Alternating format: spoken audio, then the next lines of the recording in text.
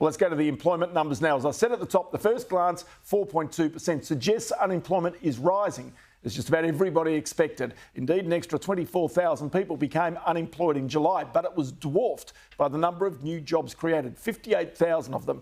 The markets expected around 20,000 new jobs. This means the participation rate's at a record high. Growth in new jobs continues to outstrip the number of migrants coming into this country. And though it takes no pressure off interest rates, it is good news. There's no doubt for the government. So let's bring in here Paul Bloxham, Chief Economist of HSBC Australia, formerly with the Reserve Bank as an economist. Paul, always good to chat to you.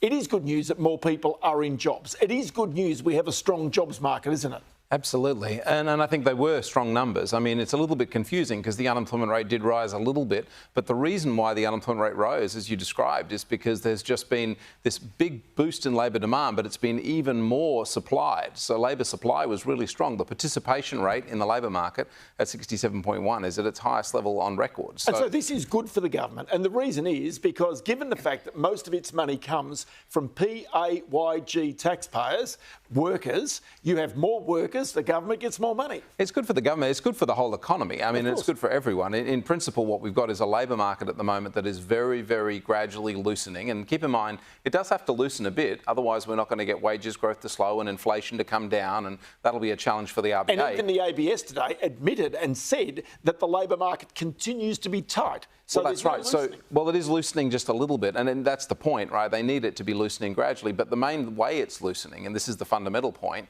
is it's loosening because we've got more people. We've got more workers. We've got more workers coming into jobs. And that's more workers coming from offshore in terms of inward migration. But it's also that the workers who are here, and including the migrants, are participating in the labour market more than ever before. We're at 67.1. So just to stop and explain that to people, having a record high participation rate, as we say, it's great for the country. You've got more people in work, you've got more people doing things, but does it cause its own economic pressures? Well, it creates, that means that more people have got jobs. It means there's more income out there. And as you say, that is good for the government coffers because it means there's more taxpayers as well, which drives government revenues. But it's also good for welfare. It's good for the overall economy. It means that people are employed. It means that while you might look at that unemployment rate and say, look, it's gradually rising, that's probably not quite the right way to think about it.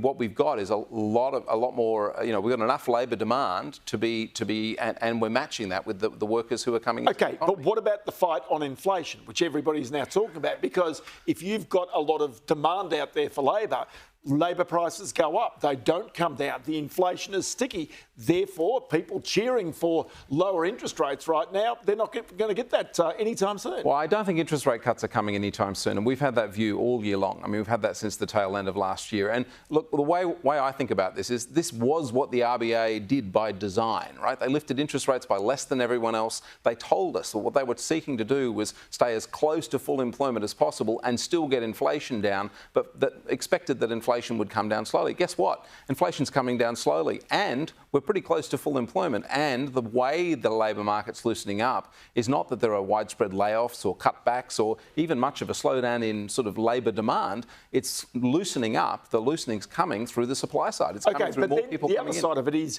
New Zealand's cut rates. The UK is cutting rates. You've got Europe cutting rates. You've got Canada cutting rates. You've got the US likely to cut rates in a month's time.